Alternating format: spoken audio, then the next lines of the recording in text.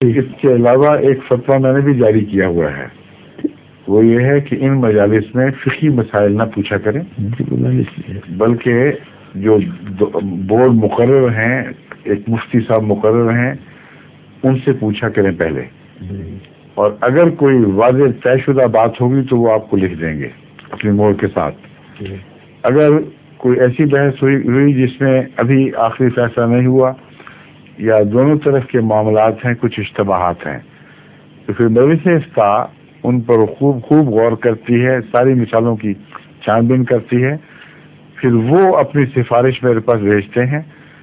اس وقت میں اس پر ہاں کہوں گا یا نہ کہوں گا، اور اگر نہ کہوں گا تو دلائل دوں گا کیوں۔ اس ایسی سنجیدہ، ایسی اہمیت کی بات کو روزمرہ کی گفتگو کی مجالس میں طے کرنا جائز نہیں ہے، سمجھ گئے؟ ظہور مہدی آخر زمان